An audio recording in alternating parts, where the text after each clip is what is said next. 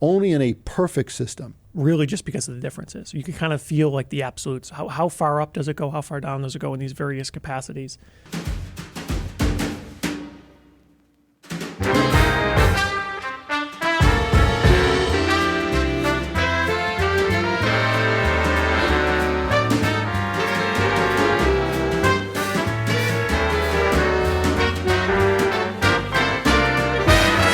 So when you're listening to a system, a headphone system, which is composed of a headphone and a system.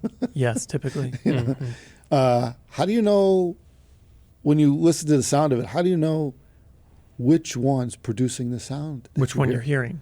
Which one are you hearing? Yeah, It's are you the headphone hearing or the more of the system? system or more of the headphone? Or have you no idea?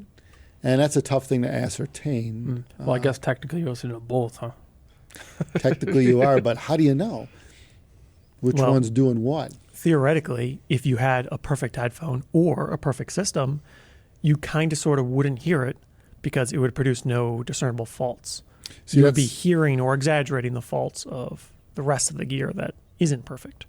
Yeah, well, this whole word perfect, that's the problem. Like when you go to school, everything that you're taught, let's say in engineering, is Yep. in a perfect world. Right, right. And then when you go to apply it, none of it matters anymore because, wow, I'm not in a perfect world. I'm in the real world. And that's the problem with it. It happens, too, in audio, too, where everyone assumes everything's perfect.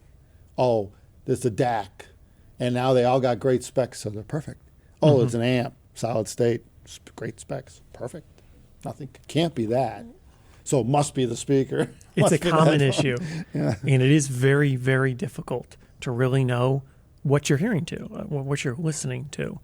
And really the best course of action almost always is experience. That's the trouble. If you have 10 amplifiers and you could go between them, you could get a very good impression what this particular amplifier sounds like. Really just because of the differences. You can kind of feel like the absolutes. How far up does it go? How far down does it go in these various capacities? How different can it sound? And that experience could help narrow down what this one is doing that's unique, unusual, extraordinary. And it gives you an impression. It's not an absolute, though, because it could be you listen to 9 other amplifiers that do something weird, and now it made this one sound normal, too. Go figure. Well, you do need to keep one of those variables the same the whole time, though, you know. So It you need to helps. use the same headphone on a bunch of different systems of the same amp, DAC combo, whatever, with a bunch of different headphones. You know? Yeah, if everything's a constant and you only change one thing, that definitely helps a lot. If you walk into a room and you don't know any of the pieces, you're pretty much screwed. You don't It's really very know. difficult, I mean, yeah. if it sounds great, then just buy all those Yes, pieces. You do got. see that at a show from time to time. People are like, I don't know, I've never heard any of this gear, Yeah. but I like how it sounds. Yeah, so right. they don't know what's good in it, but they like the overall effect. Yeah, and that's pretty much what you want to purchase if that's what you're looking for. That sound you're looking for, because someone's already got it figured out, right? You don't need to think about it. Here it is. And boy, that's the easy way out. Because if you go and experiment with this stuff, it's years. Yeah, well, you know, most people in the community, they're never satisfied. At least Yeah. after a little bit, you get the itch to, maybe I can make it just that little bit better. You know? Yeah. But what to change that? Like pretty much any other issue you run into, having the gear in front of you is key. And unfortunately, it is very difficult. I don't see a good way to solve that one other than going to maybe a trade show. If you already have a headphone you really like, if it's your dream headphone, high-end, flagship, whatever, that may be the best case scenario. Then you could take your headphone with you, your personal headphone. If you have your own cable with it, great, bring that. And go around, listen to different setups, listen to different DACs and amps. And if somebody's selling a DAC, they may be willing or may have multiple amps for you to listen to it on. And you could kind of get an impression of what that unit sounds like. Even that's definitely good advice. But of course, then the caveat is you don't necessarily know what the DAC or the amp sounds like individually. Right. Oh, yeah. So if you've got your own DAC at home, and I'm only looking, a lot of people only looking for one piece. They tend to have in their mind what their weak link is. You know, usually it's an amp, but it could be the DAC. So they're like, well, okay, I'm looking for amps. So now they go around listening and they find this amp that sounds great. But it just so happens if they didn't know the DAC, maybe it sounded great because the DAC was great, and they didn't realize that what the DAC was the weak link as well. And that happens a lot, right? You start daisy chaining things where you can make one part better, now everything else is like, now I got to fix something else. It's tough to know, though, right? That's always the issue. And without just swapping gear out, you could do it scientifically. You could take a DAC, have 10 of them somehow magically, and start swapping them out, hear what difference it makes, and then swap the amp out. Do that for every bit in your chain. But, of course, the trouble is it could be there's a bit of magic with a particular combination that you didn't directly test. You tested the best DAC on this particular amplifier, but maybe on a different amplifier, there's a DAC that sounds better, and it's a more favorable overall configuration. So unfortunately, this is one of those situations where for an audiophile, that's kind of like your biggest challenge, knowing what to buy, what you like best.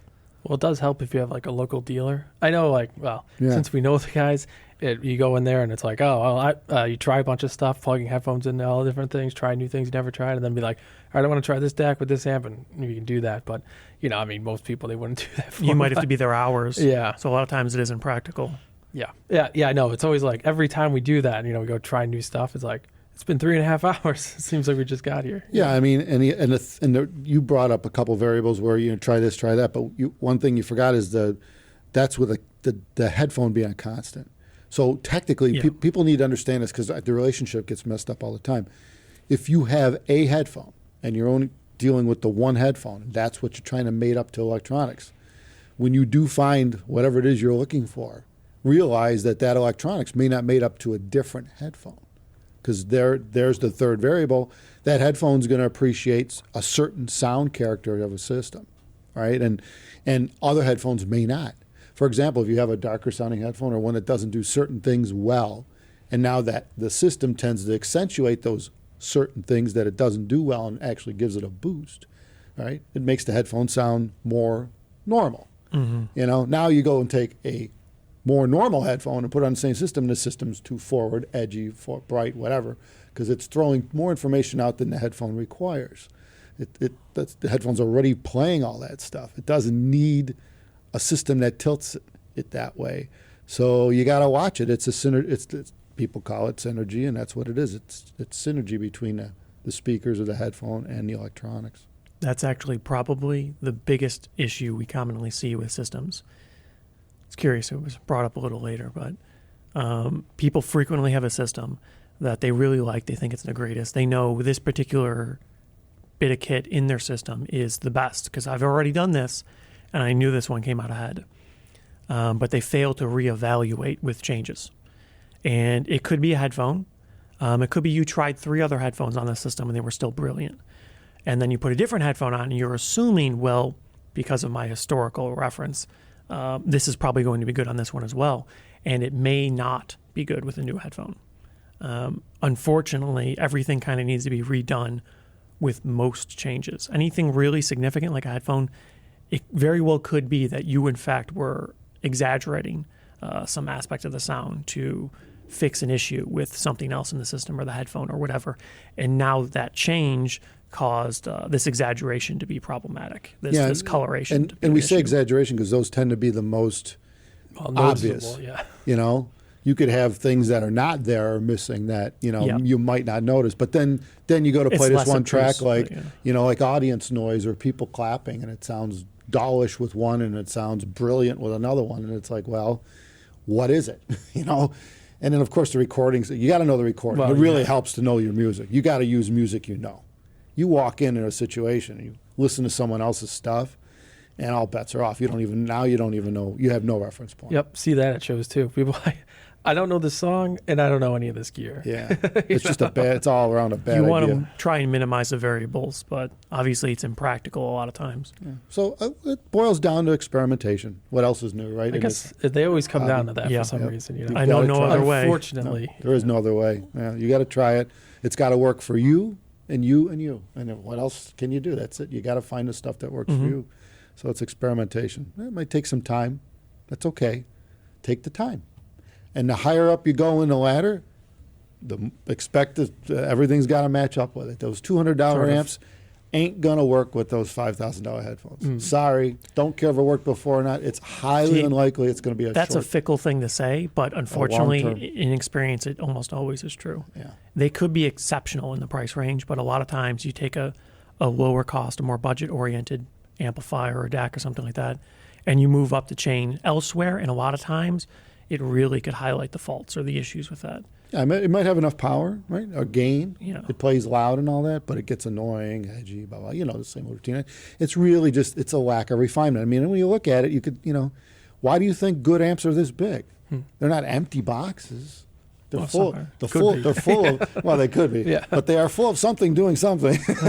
And the smaller boxes with the wall warts have nothing in them with a wall. A little more complicated than Yeah. that. So, but I mean, you think about it. You think of it, you're buying a piece of goods, and it's the equivalent of a two-wheel bicycle that you pedal, versus a car. There's a lot more moving parts, and it accomplishes their tasks differently. So, and you can't trade one for the other necessarily to do the same task. Sure, you can hear audio with one or the amp. Sure, you can go from point A to point B with a bicycle or a car. Yeah. But they accomplish it two totally different ways. And so you can't look at things as being so black and white, in this world, in the higher end of things. It's not. No, it's not at all. Not even unfortunately. close. Curiously enough, with more experience, I continue to see this over and over. You see stuff that shouldn't make a difference, and you look at the measurements. Oh, these are identical. They sound different. Yep. And it only starts to really matter when you get to the really high end. So that's the trouble. You got to really experience it for yourself. I don't see a replacement because sometimes people have a little skew in their tastes from another person. So a review gets you a head start, but it doesn't get you all the way there. I've ran into a situation recently where I'm trying to move away from my computer. Oh man, Tell me about it. so much better than there's a lot better solutions than computers out there. Is the consensus so far? Yeah. Well, I slid my bar talk over to you. Yeah. So now you're realizing what a good source that connects to your music, it connects to your NAS drive. You don't need the computer. Right. And yeah, that's actually a subject of another topic we should talk about is a lot of people are now thinking about dedicated Streamer boxes. Yeah, anything but a PC. Yeah. Mm-hmm. Because we're running that problem with a lot of people that are hearing noises, buzzes, and they're trying to put filters on the USB cables. Anyway, that's a topic we did a video on noise, and sometimes there's just no solution to that other than nix the computer. I mean, if there's so much noise coming off that box, that you're hooked up to a keyboard and a monitor, you got to get rid of the box. You can't use it for music. You could use it for what you use it for, but it's not working. So anyway, we should probably talk about that at some point in the future. That's another video. Yeah, certainly. But on this video, yes, synergy is everything, and don't always second guess systems and headphone synergy. If you change something and you're at the higher end of things in particular, expect to tune around the change. You're gonna have to do something. It's to take something whole new and drop it into a perfectly balanced system. You unbalance the system in some way. And I don't mean balances in, balanced signals. I'm talking about the sound of the balance of sound. So, you got to, only in a perfect system could you put something in and not change the balance because there was no balance. Right, but that system doesn't exist. It doesn't exist. So there we are back to the beginning of the video, which is what we usually do. It's a full circle. And we are done for the day. Yeah. Thanks everybody for watching. Thumbs us up. Take care of yourselves.